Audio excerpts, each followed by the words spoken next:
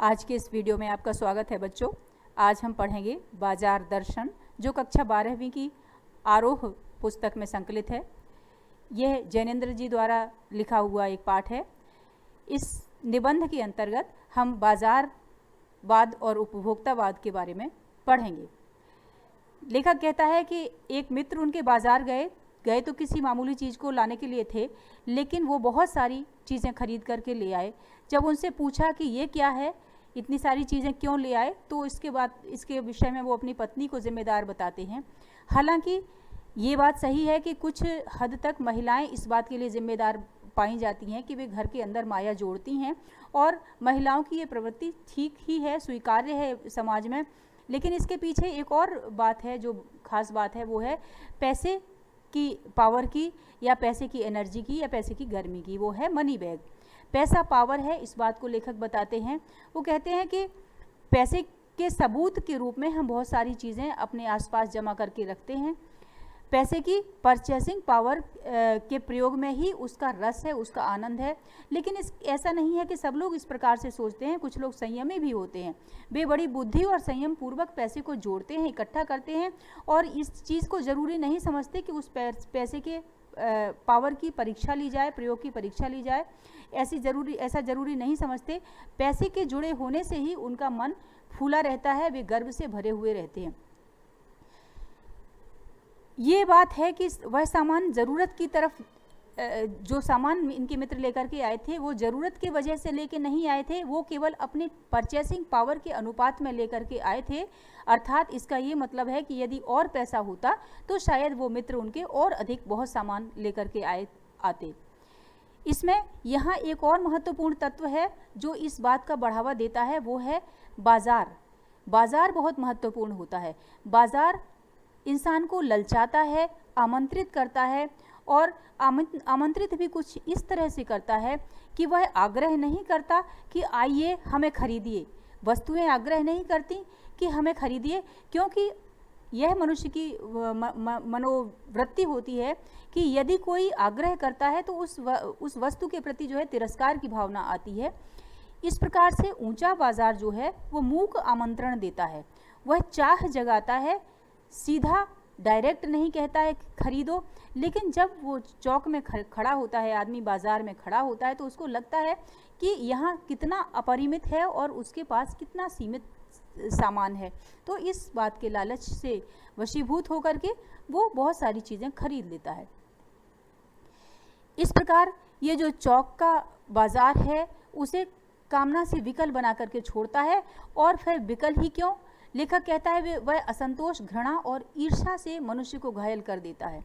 इसके बाद में लेखक एक और मित्र का उदाहरण देता है कि एक और मित्र थे उनके, जो दोपहर से पहले बाजार जाते हैं और घूमते रहते हैं, लेकिन कुछ लेकर के नहीं आते। जब लेखक पूछता है कि ऐसा क्यों, आप कुछ खरीद करके नहीं लाए, तो एक अनोखा जवाब उनको मिलता है। वो कहते हैं कि बाजार में ये समझ में नहीं आ रहा था कि क्या लूँ और क्या छोड़ूं। सब कुछ लेने लायक था। कुछ लेने का मतलब ये था कि कुछ छोड़ देना, तो इसलिए मैं कुछ ही नहीं लाया। लेखक कहते हैं बहुत खूब, लेकिन अंत में स्वीकार करते हैं कि हाँ, उसके मित्र की ये बात ठीक ही थी, सही बात थी। क्योंकि जब तक ठीक से पता नहीं हो कि हम क्या चाहते हैं, क्या लेना चाहिए, किस काम के लिए बाजार आते हैं, तो हमें बहुत सारी चाहें घेर लेती हैं, बहुत सारी इच्छाएं, लालसाएं हावी हो उठती हैं, और फिर उसका परिणाम दुख होता है। त्रास ही होगा, गति नहीं होगी, ना कर्म। अर्थात उसका जो परिणाम होगा, उस खरीदारी का परिणाम केवल तकलीफ होगा। आदमी सही चीज़ों को नहीं खरीद पाएगा। इस प्रकार से बाजार में एक प्रकार का जादू होता है। बाजार का जादू तब काम करता है जब जेब भरी हो और मन खाली हो। ऐसे हालात में जादू का असर खूब होता है। जेब खाली हो लेकिन मन भरा ना हो तो भी जादू चलता है। हालांकि तब वह नकारात्मकता लाता है, क्योंकि मन भरा नहीं है, इसलिए लालसाएं ऐसी ही रहती हैं, खरीदने की इच्छा बनी रहती है। हालांकि जेब नहीं भरी होने के कारण इंसान खरीद नहीं सकता। हाँ, इसके बाद में जादू की सवारी उतरती तब है, पता जब चलता है जब बहुत सारी, ढेर सारी गैर ज़रूरी चीज़ें लेकर के आदमी अपने घर में आ जाता है, और फिर उन चीज़ों के कारण से उसके आराम में खलल पड़ने लगता है। उसको मदद नहीं मिलती, बल्कि उसको असुविधाएं होने लगती हैं। तो जादू की पकड़ से बचने का एक सीधा सा उपाय बताता है लेखक। वो कहता है कि जब बाजार तब जाओ जब खाली मन ना हो, अर्थात मन भरा हो, मन खाली ना हो। और इसका मतलब ये है कि मन खाली हो तब बाजार ना जाओ। कहते हैं लू में जाना हो तो पानी पीकर जाना चाहिए, यानी जब गर्मी बाहर बहुत है तो हमारे शरीर के अंदर पानी का लेवल पर्याप्त होना चाहिए, तो इससे लूपन या कि लू की जो प्रवृत्ति है नुकसान पहुंचाने की, वो नहीं होती। बाजार की असली कृतार्थता है आवश्यकता के समय काम आना। जो उपयोगिता है, कृतार्थता का मतलब यहाँ उपयोगिता है। लेखक कहता है कि बाजार जो है तभी उपयोगी है जब हमको कोई ज़रूरतें हों और हम केवल उन ज़रूरतों को पूरा करने के लिए बाजार जाएं। यहाँ एक चीज़ जानना बहुत ज़रूरी है कि मन खाली नहीं रहना चाहिए। इसका मतलब यह नहीं है कि वह मन बंद रहना चाहिए। जो बंद हो जाएगा वह शून्य हो जाएगा, और शून्य होने का अधिकार तो बस परमात्मा को है जो सनातन भाव से संपूर्ण है, से सब अपूर्ण है। यहाँ लेखक ये बताता है कि शून्य मन नहीं हो सकता, मनुष्य का मन शून्य नहीं हो सकता, लेकिन संतुलित होना चाहिए। इच्छाओं का निरोध करने की जो प्रवृत्ति है वो हर किसी की नहीं होती। इच्छा निरोधस तपः का ऐसा ही नकारात्मक अर्थ होता है तो वह तप झूठ है। लेखक ये कहना चाहता है कि मन बंद रह नहीं सकता, हमारा मन बंद नहीं रह सकता, इच्छाएं बिल्कुल बंद नहीं हो सकती। इसलिए हमको मन को बंद कर डालने की कोशिश भी नहीं करनी चाहिए। ये कोशिश भी अच्छी नहीं है, यह व्यर्थ है, यह अकारत है मतलब यह व्यर्थ है। यह तो हठ वाला योग है, यह तो जबरदस्ती अपने मन के ऊपर एक तरह से दबाव बनाना है, और ये दबाव बनाना जो है ये भी नकारात्मकता मनुष्य के अंदर लाता है। इसलिए हठ योग भी नहीं करना चाहिए। यह हठ, बल्कि यह लेखक कहता है कि हठ ही हठ है, योग इसमें है नहीं। तो ये योग नहीं है, हठ है, जबरदस्ती अपने मन को बंद करने की इच्छा करना। हम में पूर्णता होती है तो परमात्मा से अभिन्न हम महाशून्य ही न होते। ठीक है, हम में पूर्णता नहीं हो सकती। ये मनुष्य मात्र का स्वभाव है कि उसमें अपूर्णता रहेगी। अपूर्ण है, इसी से हम मनुष्य हैं। अर्थात कवि लेखक कहता है कि हम अपूर्णता होना एक मानव होने का लक्षण है।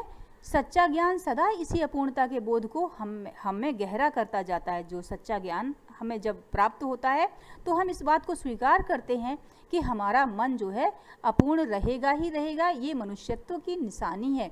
सच्चा कर्म सदा इस अपूर्णता की स्वीकृति के साथ होता है। हमको अपूर्णता को स्वीकार भी करना चाहिए और इस प्रकार से सच्चा कर्म करना चाहिए। अतः उपाय कोई वही हो सकता है जो बलात् मन को रोकने को ना कहे, जो मन को भी इसलिए सुने क्योंकि वह अप्रयोजनीय रूप से हमें नहीं प्राप्त हुआ है। अर्थात मन जो हमको प्राप्त हुआ है उसका भी कुछ न कुछ प्रयोजन है या कि उद्देश्य है। इसलिए हमें जबरदस्ती मन को दबाना नहीं चाहिए, हठ पूर्वक मन को दबाना नहीं चाहिए, मनमानेपन की छूट ना दें, इतना करना चाहिए। हमें मन के ऊपर नियंत्रण रखना चाहिए एक निश्चित सीमा तक, और अप्रयोजनीय रूप से मन नहीं है इस बात को भी जानना चाहिए। अर्थात निरुद्देश्य नहीं है हमारे व्यक्तित्व में मन का होना।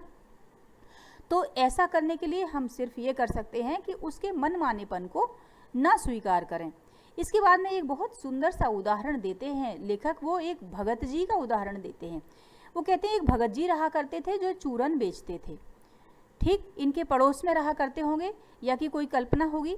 तो वो चूरन बेचते थे। किसी दिन भी वो चूरन से 6 आने से ज़्यादा पैसे नहीं कमाते थे। उनका नियम था कि बंधे वक्त पर चूरन की पेटी लेकर के बाहर निकलते थे और देखते देखते 6 आने की कमाई उनकी हो जाती थी। इसके बाद 6 आने पूरे हुए नहीं कि भगत जी बाकी चूरन बालकों को मुफ्त बांट देते थे। ऐसे थे भगत जी।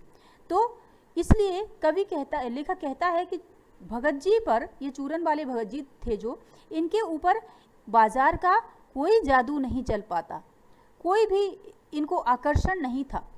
भगत हम लोगों से के सामने एकदम नाचीज आदमी है। इसके बाद भगत के व्यक्तित्व का परिचय देते हैं। वो एक साधारण से आदमी हैं। लेखक स्वयं बहुत पढ़ा लिखा है, वह अपने पाठकों को भी बहुत विद्वान समझता है। तो उनकी तुलना में भगत को अपदार्थ प्राणी, नाचीज प्राणी, ऐसे विशेषण वो देता है। लेकिन फिर वो कहते हैं कि वो हम सब से कहीं बहुत श्रेष्ठ हैं। क्यों? क्योंकि बाजार का जादू उनके ऊपर वार नहीं कर पाता। माल बिछा रहता है लेकिन उनका मन अडिग रहता है। पैसा उससे आगे होकर भीख मांगता है कि मुझे लो, लेकिन उसके मन में पैसे पर दया नहीं आती, उसके मन को पैसे पर दया नहीं आती।